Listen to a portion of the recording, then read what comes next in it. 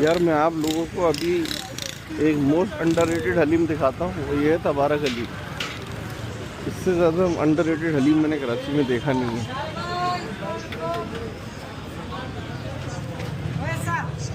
अस्सलाम वालेकुम भाईजान, यार एक प्लेट दे देगा? नहीं, नहीं खानी।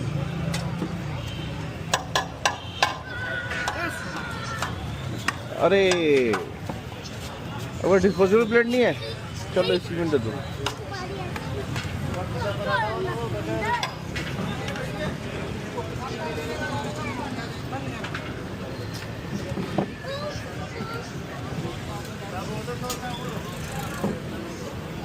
ये है सबसे मोस्ट अंडररेटेड हलीम, तबारक हलीम।